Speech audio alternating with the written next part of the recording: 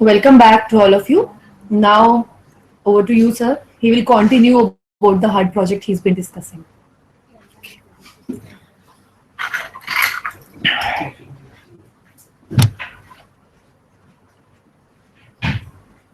Okay. So, hope all of you had a nice tea.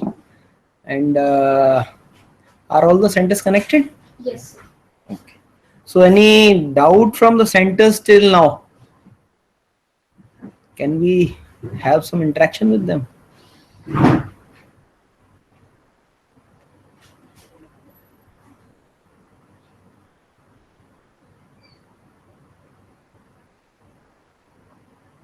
Or at least introduce yourself. Yes, from Anna University. Hello, good morning, sir. Good morning. And what compression technique you are using for display? Display processing. Exactly. Not compression does not go into our case. Actually, we basically are getting image information from the aircraft, from the display processor. Actually, that is inside the display processor. That doesn't go into our device.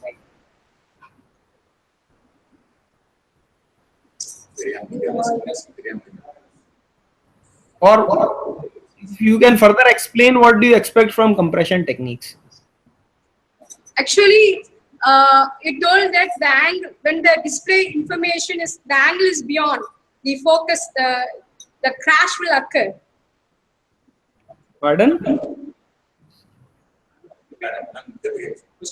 You are not clear actually.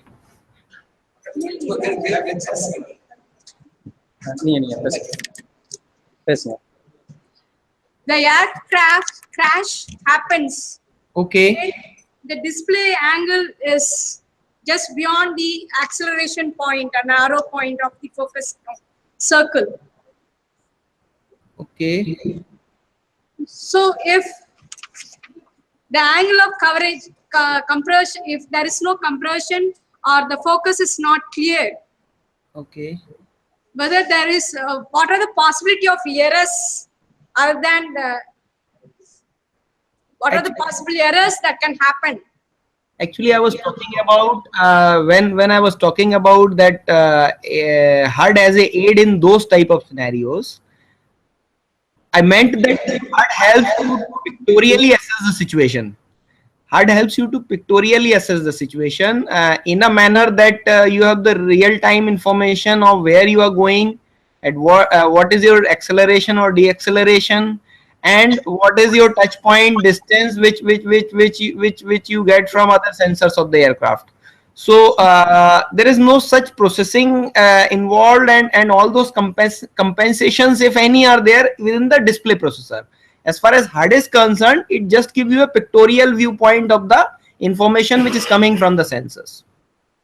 And there are multiple tasks that has to be handled in the processing.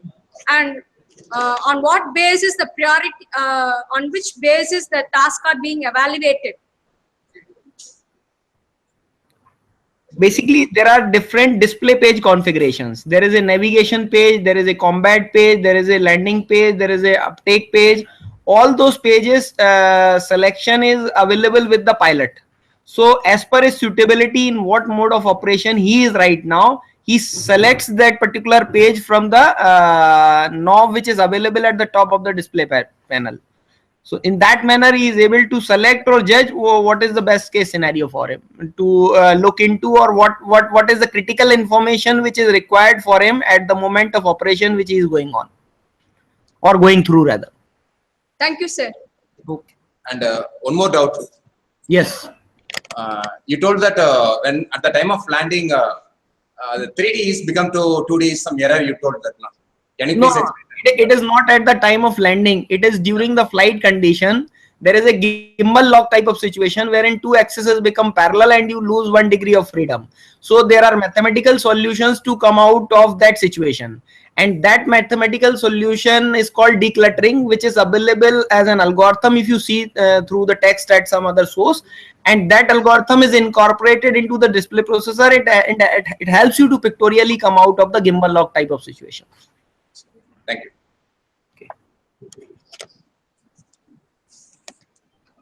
Another sentence. Yes, from Pipe.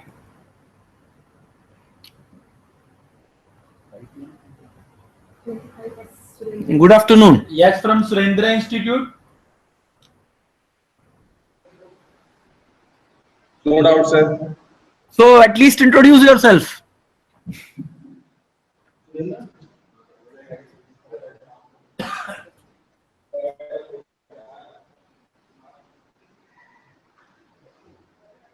Next.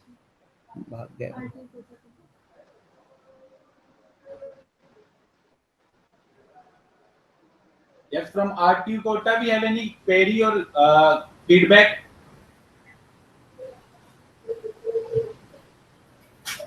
RTU Kota.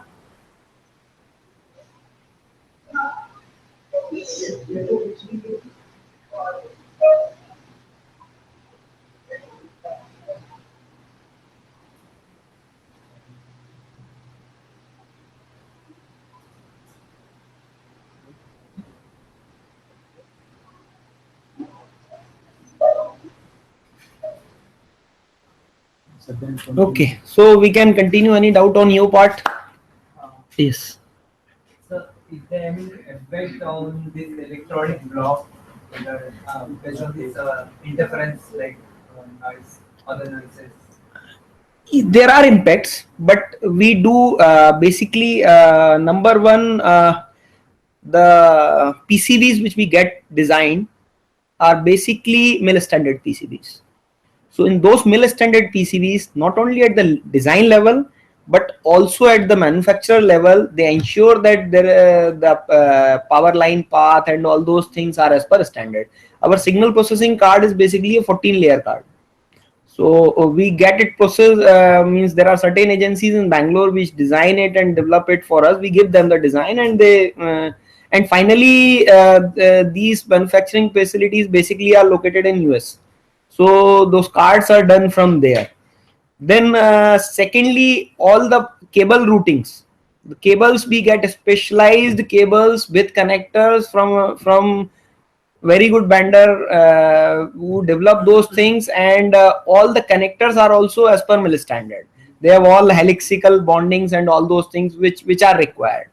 So then finally at every packing or every possible leakage point, we use specialized EMI-EMC rubbers which ensure that there is no leakage. So one thing is that ensures that leakage is not there. Once leakage, and then we do the EMI-EMC testing. So what first we ensure there is no possible leakages, or those we don't use those devices which have leakages in those ranges. We use 883B compliant ICs mostly mill standard. Then 883B is a further stringent standard.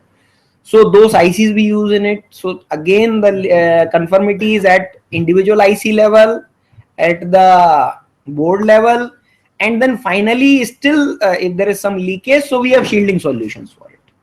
So in this way we ensure, and once it is done, we do EMI-EMC compliance for that. So in fact, we have failed 1 or 2 tests at time, and then we redesigned or repackaged things, and then finally we have come up to this design. So in that manner, it is ensured that the EMI generated is within the limit allowed. Naturally, there will be EMI. And secondly, EMC is all about what you are talking about, that your device is compatible to operate. If there are 256 devices and X is the amount of EMI which is allowed for each individual device, then 256X is the level of EMC, or the level in which your device should work flawlessly. Okay, so if it is the case that your device has some deteriorated performance in case of those things, then it won't be passed, and we have tested it at best places. In fact, can we use GS meters and GS filters in this cockpits or not? Pardon? The EMI, EMC filtration and all this. Off late you have certain connectors which have inbuilt filters, EMI-EMC filters on that. In fact, we are specifically using EMIMC filters also.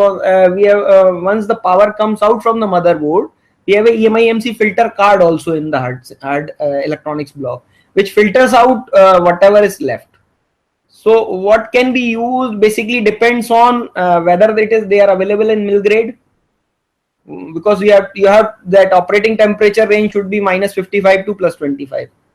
Okay, so whether things are available in that range, that is also a scenario. So that decisions are basically based on whether things are available and then what we can use, looking into all the aspects of it.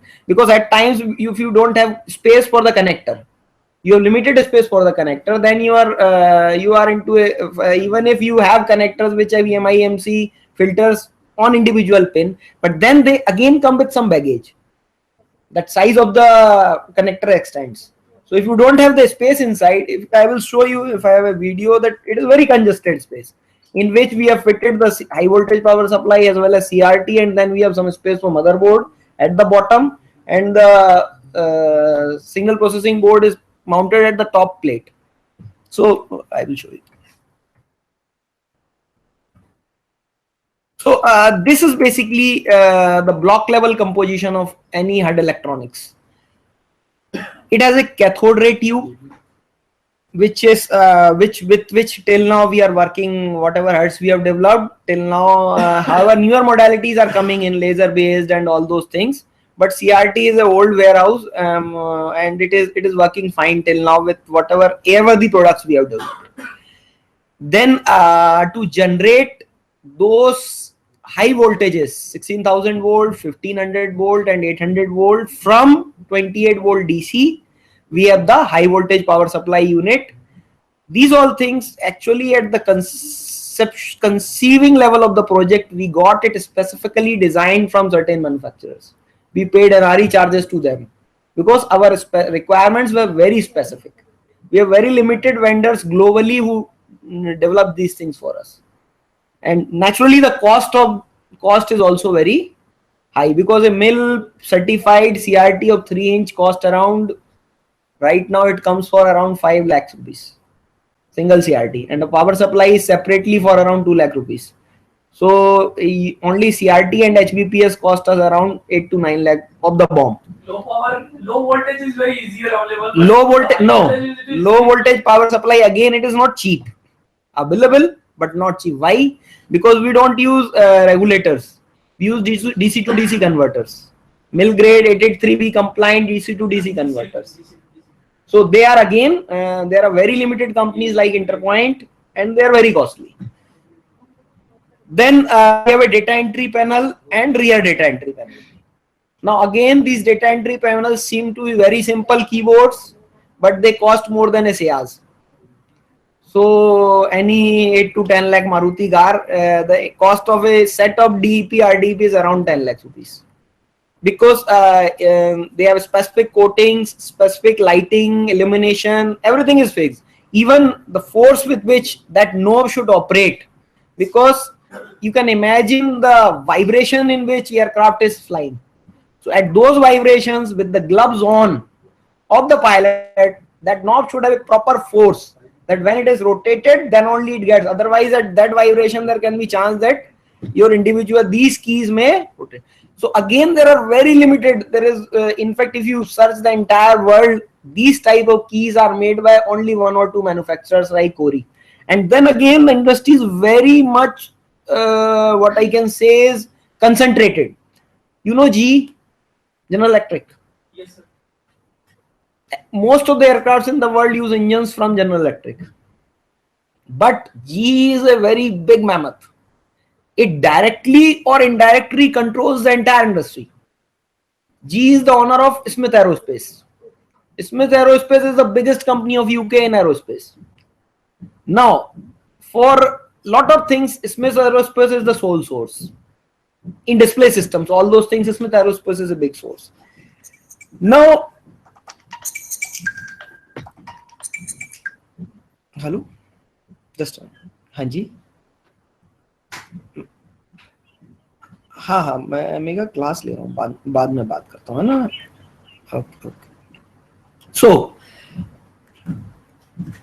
Then again, you see, you want something. So now Smith Aerospace is a display systems company, but what it needs CRTs, it needs switches, it needs connectors. So Smith Aerospace over the time acquired Corey Electronics. Corey is the global leader in these switches with these temperature ranges, with all those things.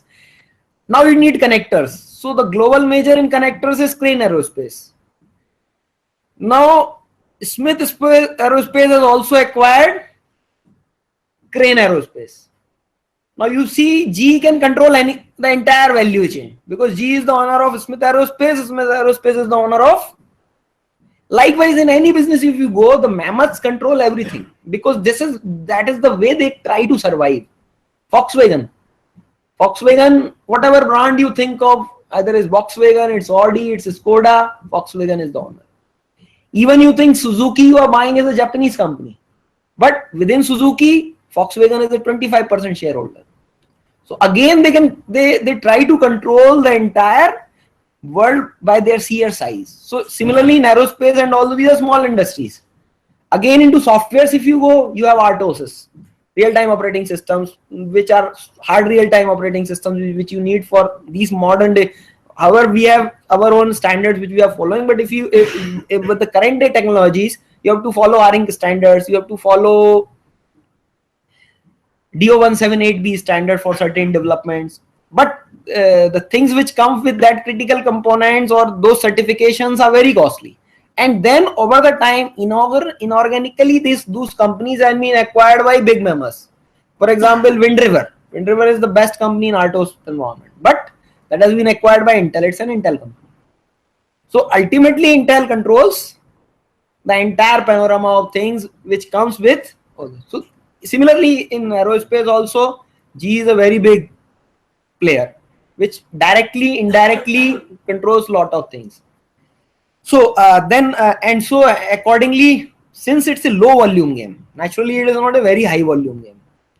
It's not China production key, you will develop lakhs of keys in a month and all those things. You have limited requirement, and accordingly that requirement is also very high quality. So things are costly. That is one thing. Secondly, conformity is a very big issue. Means if you want your ICs to be precise in 1% range, naturally manufacturer has a lot of wastages also on that front also. So then we have signal processing card. Signal processing card is basically one which converts or which manages the entire starting point RS422 link differential signals to the CRT power basic. Then you have a automatic brightness control, which I discussed with the help of a brightness sensor and the ambient as well as the pot setting. We have an algorithm with which we settle the current optimum brightness level for the changing environments. Then phosphor protection. Naturally, if you have a CRT, you should ensure that you doesn't dump plain DC onto the CRT for more than a particular period. Otherwise, burn spots will happen on the CRT face.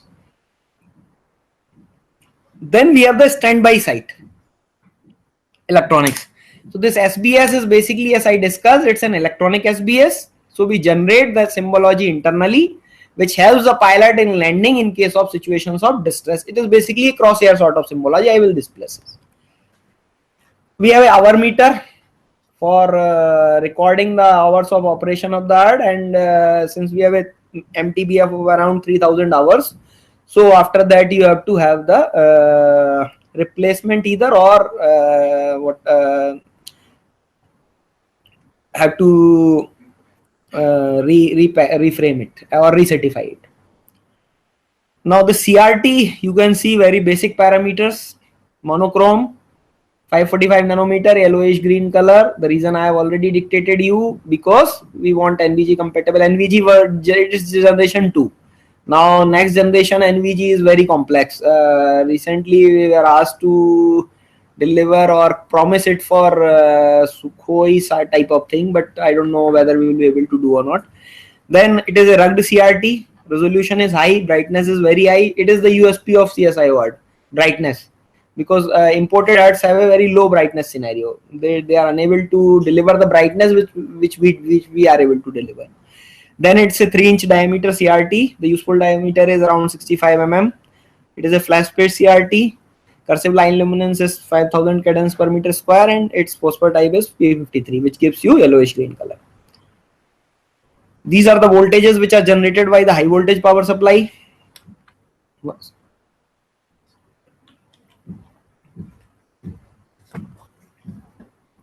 16 kilovolt anode voltage, 1.5 kilovolt focus grid voltage, 500 to 800 की range होता है इसका command grid voltage.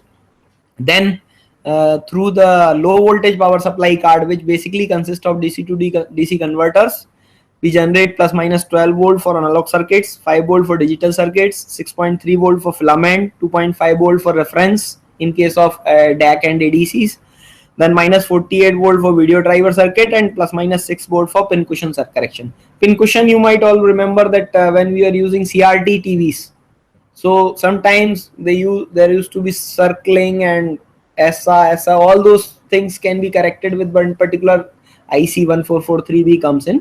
So for that we require plus minus 6 volt. That's pure mathematics actually. That IC is ready-made available, so we have used it. Now these are the data entry panels which have various switches.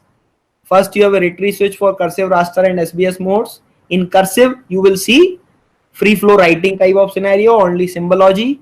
In raster you will have FLIR camera output, and in SBS mode you will have internally generated standby site. Then you have rotary switch for day, night and auto mode. I think I have not written auto here. So day is full brightness, night is half brightness. Basically we halve the DAC output or nothing else. So the DAC output, if in day we use all the 16 bits, in night we use only 8 bits or 4 bits. 2 rocker switches, 28 keys. These keys have direct communication with the mission computer, navigation and all those things. So HUD don't have much to do with these keys. And then we have potentiometers for raster brightness, potentiometer for raster contrast, and potentiometer for cursive brightness. Then HUD on off, switch on and switch off naturally. And then we have a 16 position gray code switch for page change. And then back panel lighting, that is the illumination of the keys. So in night it is required, in day it is not required. So, and then on the rear data, because in case of a trainer aircraft, there are 2 pilots in the system. The front one is a trainee and the back one is a trainer.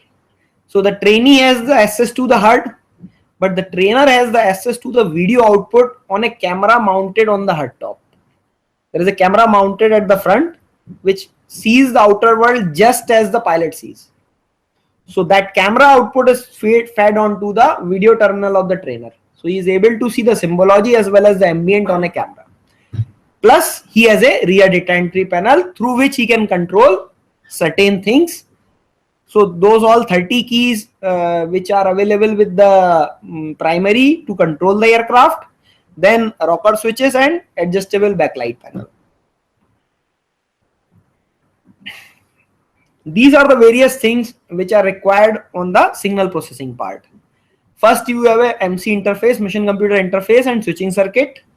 Then pin cushion correction for the symbology which is coming in. XY deflection circuit for generating the deflection for the deflection plates of the CRT. Video circuit for video input to the CRT. End of slew is for basically to match the communication rate, communication and the difference of speed at which the data is dumped and at which the data is displayed onto the CRT. And then we have a byte circuit, built-in test equipment. That built-in test equipment is basically one which controls the entire thing. It is the embedded part. It is basically a controller-based software which does lot of tasks. I think I have covered it in detail, so I will come to it later. Now these are the various challenges which are faced when you design a HUD. The first is the constraint size and weight. So the size is fixed, the weight is fixed. In fact, once at one point of time, the chairman of review committee of this particular project was Dr. APJ Abdul Kalam. It is a long back story.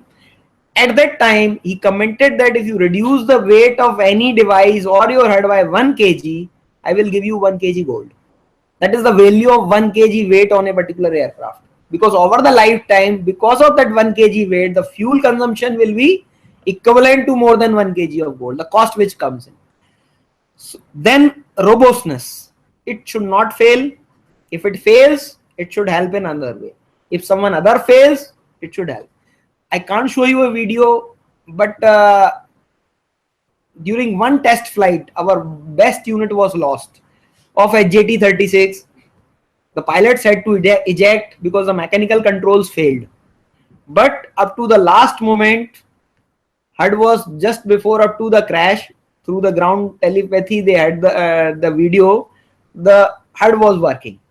Although all its controls were lost and the pilots were saved, there was no casualty, but the aircraft PV2 was lost.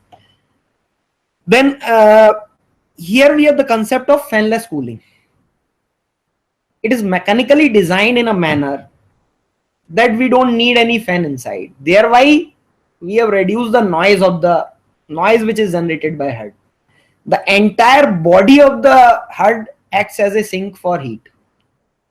So The design is just like yeah, motor design. fins. Motors को करता है fins पर. Yeah. You see, na? Transformers designing such cooling. If you see, na? If you see this.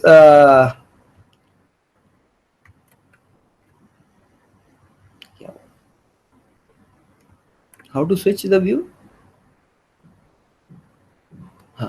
If you see the entire body of the electronics block, it is a fin type of structure.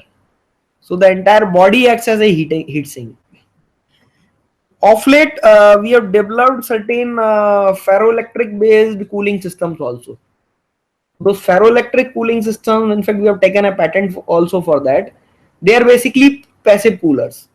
The ferroelectric material flows through the entire thing, and that material depend on a particular orientation, is magnetized and demagnetized, which acts as a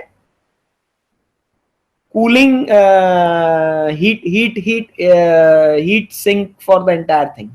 So that work is going on. However, we have not yet inculcated into the head-up display.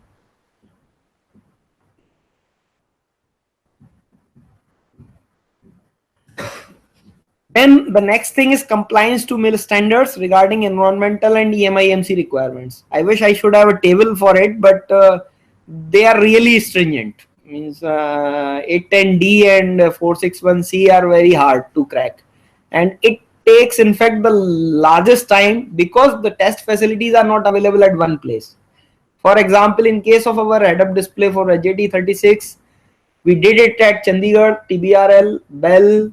We did it at Deal, Dehradun. It's again a DRDO lab. We did testing at Bell, Machilipatnam. We did certain testing at Bell, Chennai. Then Institute of Aerospace Medicine, Bangalore.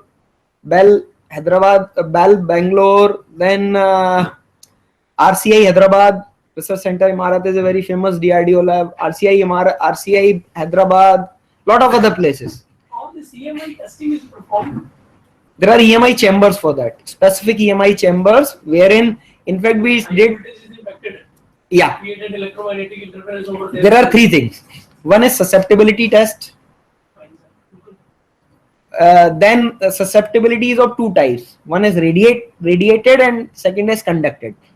So in case of conducted, there is a physical exposure. In case of radiated, there is a radiated exposure. So then susceptibility as well as emission test. So emission, there are certain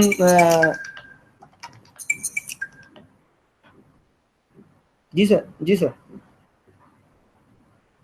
नमस्कार.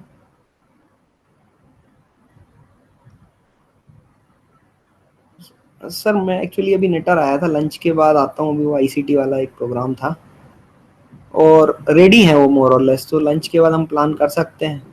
हाँ मैं अच्छा ठीक है sir, ले लीजिए उनको. ठीक है.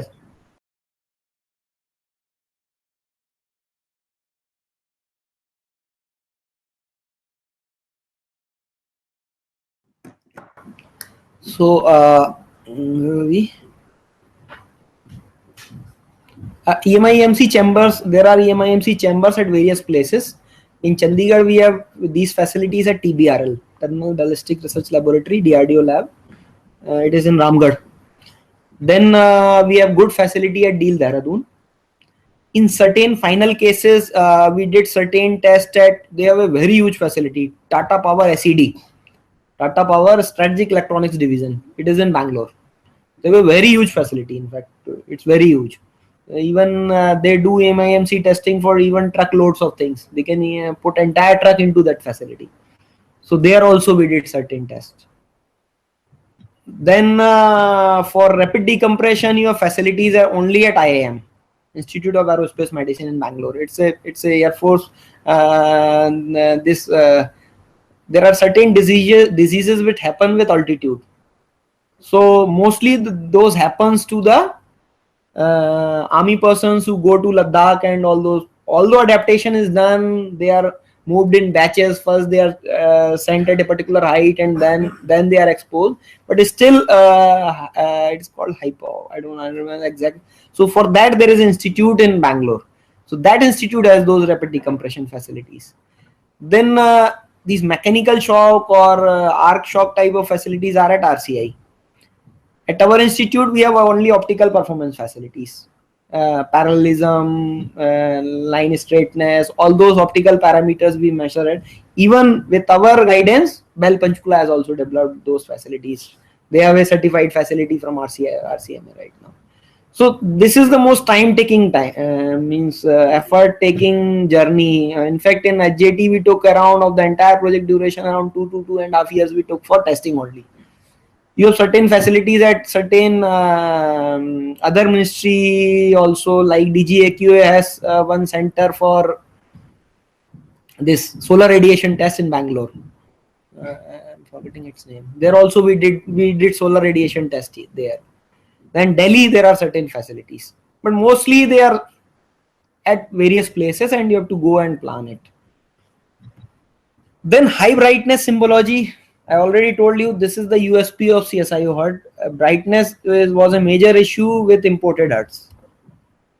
Wide field of view. Basically, field of view is two. One is the total field of view, and then other is the instantaneous field of view. So total field of view, I mean, is that if I from this particular extreme point of the HUD, if this is the beam combiner, I see this particular extreme point and then navigate my head to this particular extreme point. This is the total field of view. And instantaneous field of view is at a particular stationary position of my head, what is I can see. So usually the total field of view is in the range of 25 to 30 degrees. The instantaneous field of view is in the range of 18 to 20 to 22 degrees. Then again, there are two aspects to it. One is the elevation, this thing, and other is the azimuth, this thing. So that we have sufficient enough whatever is required. In fact, this needs to be optimized lot of time. For example, in our case, what happened was that the camera was Israeli camera. In a JT case, the camera was imported from Israel, and that camera has a particular setting for field of view. So although our HUD has a wider field of view, to facilitate the capture of that image with that camera, we have to reduce it. So that those things are basically optimization, aircraft specific, and all those things change with every aircraft. Needs change with aircraft, because if the aircraft is for Air Force, the needs are different. If the aircraft is for Navy, you need to have arrestor landing test also. Navy aircrafts basically land on a deck, so the airstrip is very short, so the level of shock is very different.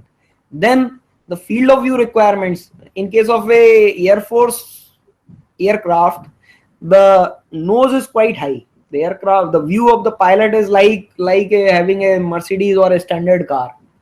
Whereas in case of a Navy aircraft, the view needs to be far more, it is basically satisfied like a car like Nano, which has a shape which give you a very deep view, means very less obstruction is expected.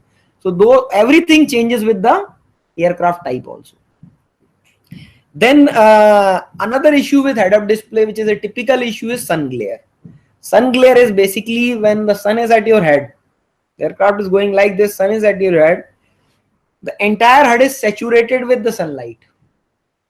It goes in and it exits and it saturates the screen. So to circumvent this, the usual practice is between these beam combiners. You see this plate. This plate is called sun guard plate. So the usual practice globally is that a sun guard plate is placed above these beam combiners. What we have done in this HUD is also, we have done an additional thing, is that we have basically given an angle to the exit of the electronics block. You see this line is not straight. This line is somewhat curved. So that 12 p.m. phenomena we have shifted with this particular design. So this has also helped in reducing the sun glare.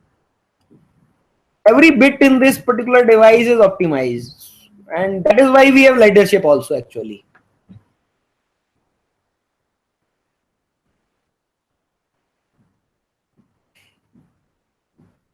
Then these, I think I have discussed. Compact design suiting to the space constraints of the aircraft cockpit. Wide field of view, lightweight and noiseless operation because it doesn't have a fan. Graded multiplayer thin film coating. So we have a graded coating with around 70%, which I don't think it is much use to us. Multi-mode symbology operation, cursive, raster, all those things, plus mixed mode. Because raster, you are aware, when a CRT works in raster mode, the beam navigates from top left to bottom right, and then the beam flies back.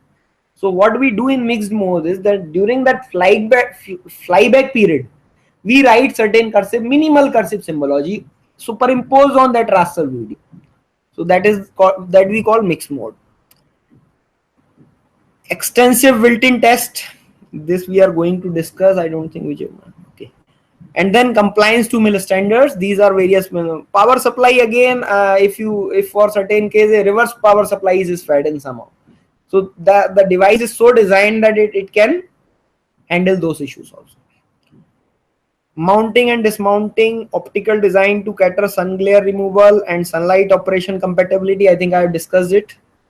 Beam combiner design catering to provide very high brightness during daytime operation to obtain excellent contrast during daytime and clear visibility during night and low light conditions. Electronic SBS. These are various modes of operation. Stroke mode, where XYZ signals for cursive symbology are displayed. Then we have raster mode, where FLIR camera sensor video is displayed. Mixed mode, I told you that we superimpose on that flyback periods minimal symbology. And then SBS mode, wherein inbuilt symbology comes in. This was our first test flight with CSIO. This.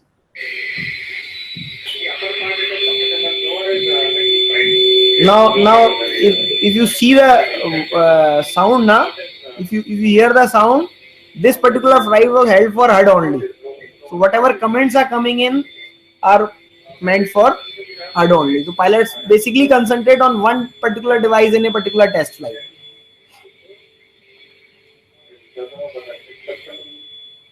Now this is the horizon line and this is the bird.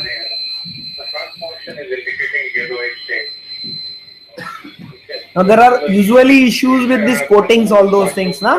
There is a color variation from top to bottom.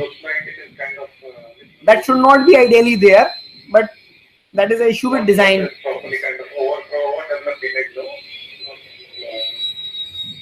But it's absolutely clear and visible for the clarity purposes. I can see it very clearly. And I can see it very clearly. The color difference is there. At the top and bottom.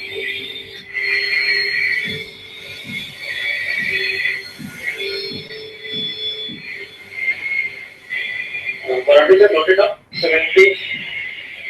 Now it is finally ready for takeoff. Here the total sortie has been recorded 1.5 kilometer at the bottom, if you can see this.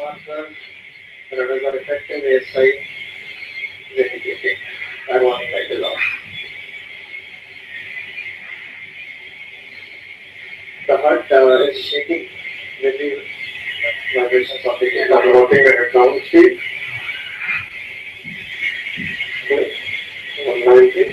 So those are mechanical issues basically. If it is shaking means that the fixation is not proper. So if ECS scope, 12 o'clock to the ECS scope, the airflow is very less. The airflow increases in intensity from 1 o'clock to 2:30 or so. Even 3 o'clock, 2:30 would be more appropriate. So the scope is pointing in the forward direction, away from the pilot. If the scope is shifted slightly behind, airflow is reduced. Now you will see sun somewhere as a small spot in the corner. So that is basically due to the design message.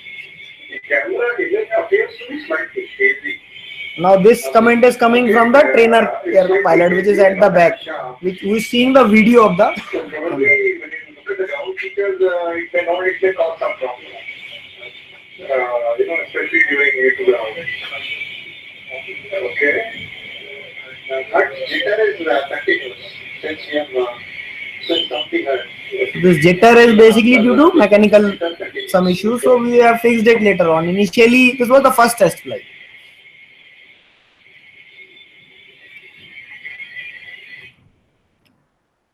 So we can move, I think, very less time. Huh? So basically these are the functions of the built-in test equipment. First is the power on self test. During the power on time, it checks all the basically whatever. There are two components to it. One is the signal part and the other is the power part. All the converters, DC to D converters, as well as the power high voltage power supply has flag pins in them.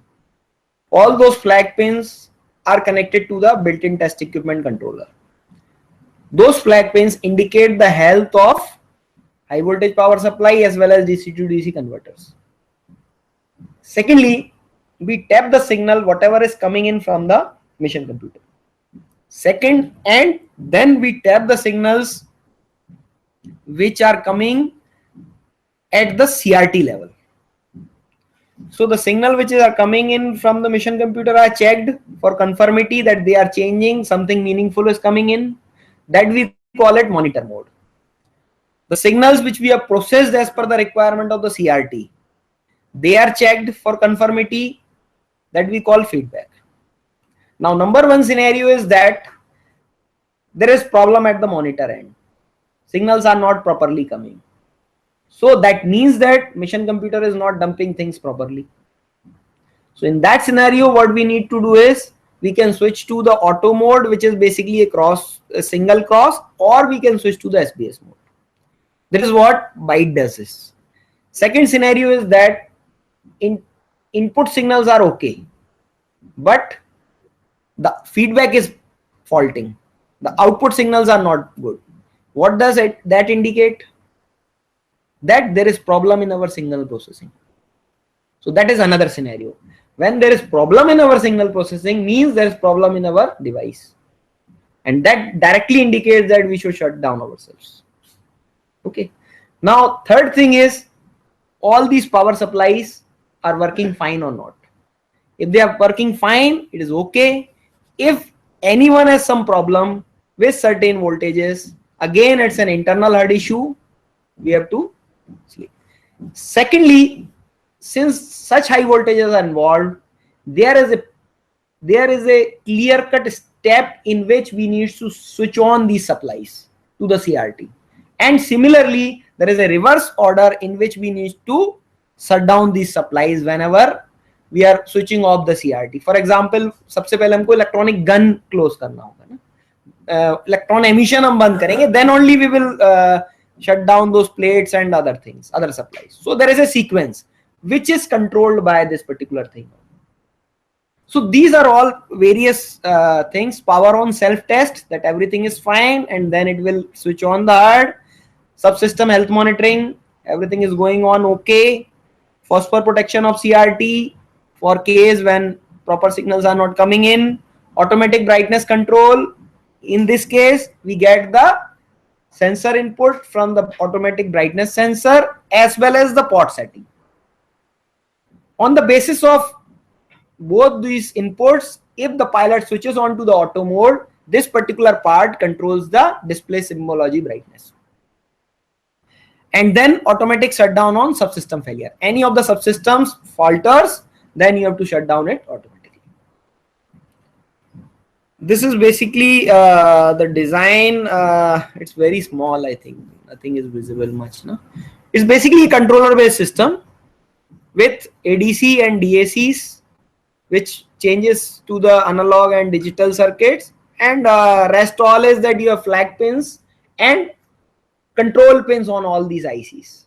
So to switch on or switch off, you alter those control pins. Then we have an inbuilt watchdog controller into it. What if the software itself hangs? The microcontroller software itself hangs. For that situations, you can have either a external watchdog. Watchdog is nothing but which resets the software after a particular point of time. So if the software falters, it hangs at some point, a counter goes on, and when it overflows, it resets the software. So uska apna jo problem hai, that will be solved. This is basically the algorithm, pseudo algorithm I would rather call it, which we follow. Initialize the mode status word. Mode status word is basically a byte which has a bit for each of all the things which I have spelled out. Feedback failure, signal failure, input failure, HBPS failure, LBPS failure, and in those scenarios we act as per the mode status word scenario. Initially, what we do is we set to the monitor mode. In the monitor mode, we are basically monitoring the input signal. If it is okay or not okay, accordingly we set some bits of the MSW. Then we move on to the power port status word. Power port status, we have all the status of LBPS as well as HBPS. Then we read the UFCP status for this auto brightness or type of things. And then we monitor the X and Y inputs. Then we set to the check mode. Within check mode, we are checking the feedback, whether our system is processing correctly or not. And again, we read power port status, UFCP status, and then we, I think this is not correct, monitor XY inputs. It's basically check XY inputs. And then update the mod status word. And then again, we don't do decide in haste. If this MSW failure or something is repeated a particular point of time repeatedly, then we decide whether to switch on to the any standby mode or to switch off the subsystem. Now SBS, what is SBS as a mechanism which is a great help to the pilot in case of failure of video generation computer or display processor, which we call in common language. It is an internally generated display page. It is implemented electronically and it is mode selectable from the data entry panel. Pilot can switch over to SBS as and when required. These are the specifications. It's an electronic SBPS.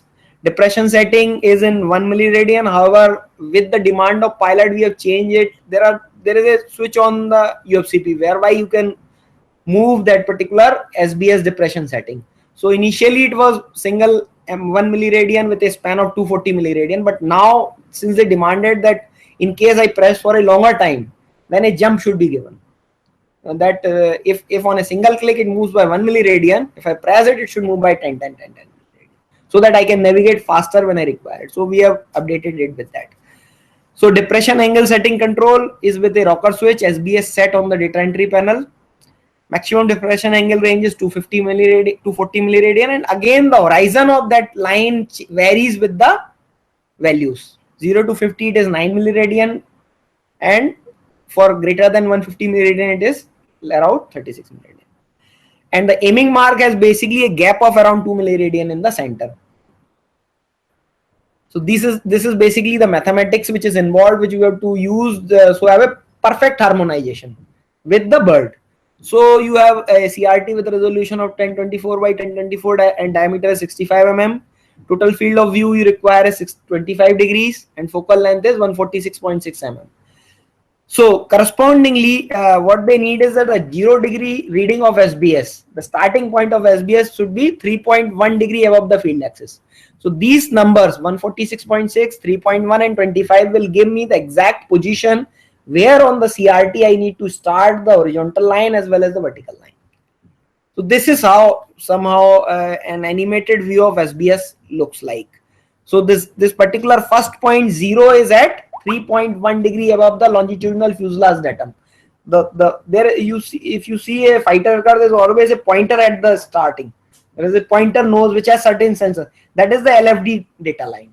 So that basically decides the pitch parameters or requirements of pitch parameters for the aircraft. In case of HJT, they require a 0 setting at the banking angle, 0 setting at the 3.1 degree above LFD. So these are given by the design agencies. Now here you see the depression readout at the right. This was basically the initial design of SBS.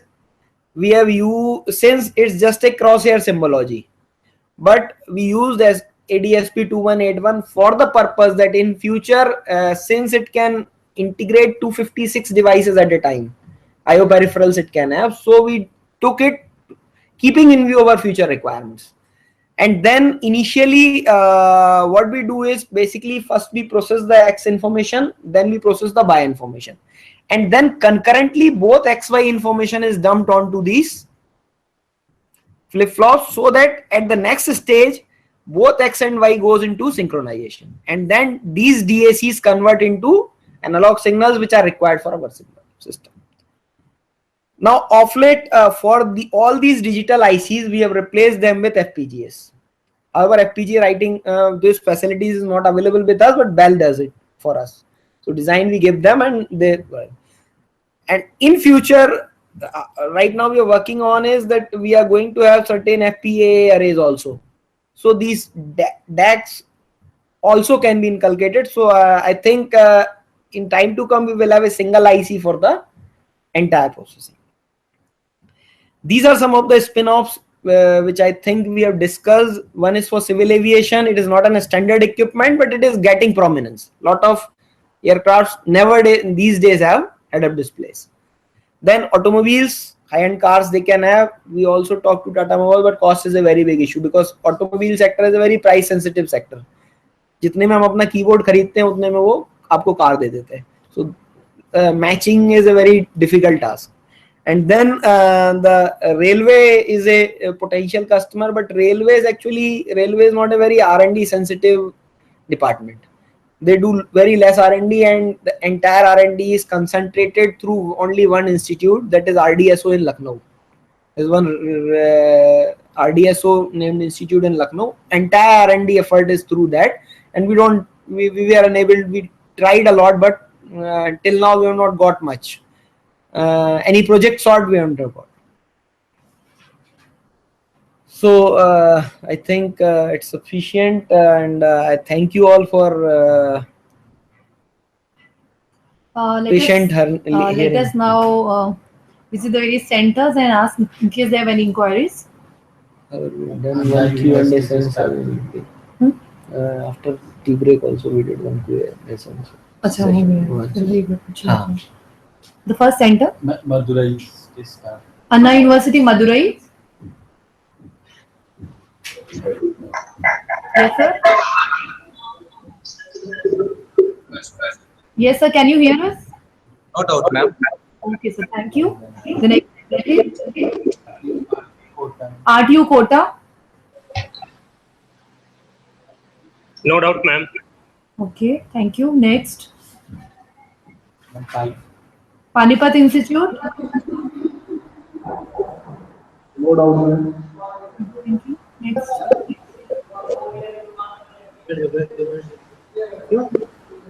Rendra Group. No, ma'am. Okay. No doubts here. Thank you. Any doubts from your side? Sir, they use the embedded circuit. At what frequency they work? So the question which they have asked is that in the embedded circuit, what is the frequency at which it works? Okay. Now you see, for any moving display or any CRT display, you have a refresh rate. Okay, so in our case, 20 milliseconds is the time in which we have to refresh the page. And accordingly, since I have a 1024 by 1024 pixel CRT, the individual pixel time comes out somewhere you can calculate.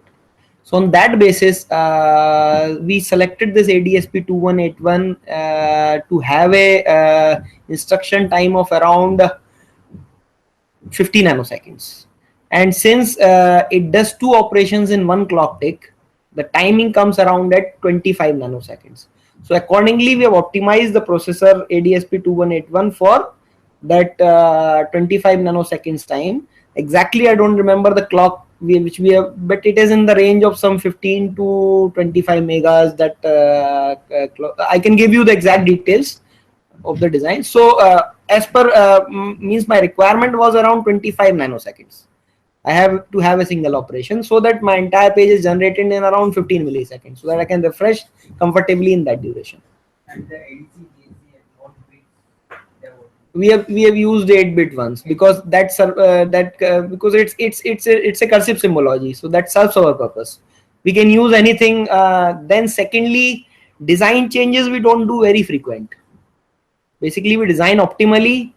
Our ICs are very costly, so as per our requirement, we do only that much what is required for that particular scenario.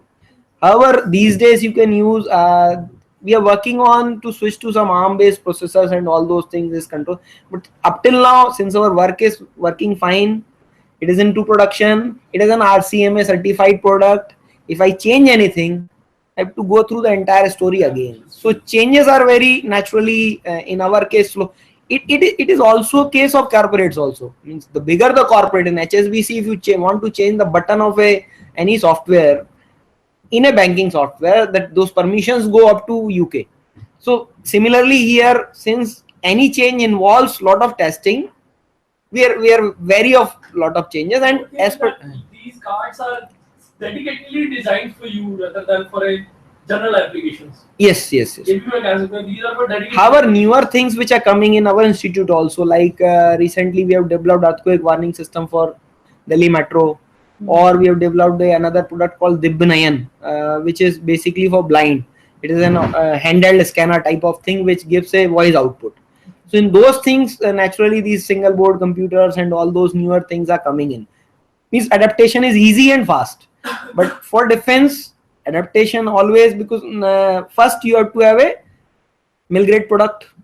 All those ICs whichever you wish to use should be available in mill grade temperatures. That is a issue, and then you have to get them certified from appropriate agencies. So lots of agencies, lots of organizations are involved.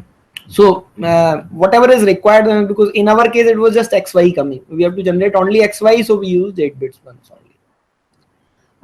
To all the centers, I would like to tell you that I have sent an assignment to all the local coordinators. It is my request that kindly complete that assignment. It is basically, there are some 3 questions on embedded C programming of 8051, and please complete that assignment and send it back to me by today evening if it is possible, because in tomorrow morning's class the initial 15 minutes we will keep for discussion of that assignment. Then we'll do some more programs on 8051. Some interfacings also I'll cover, and I'll tell you the in-system programming, how to burn our hex file into the microcontroller with the help of in-system programming as well as with the help of a universal programmer.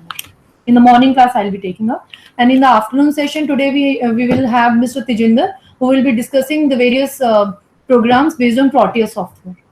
So thank you to all the centers for your patient listening. We'll meet.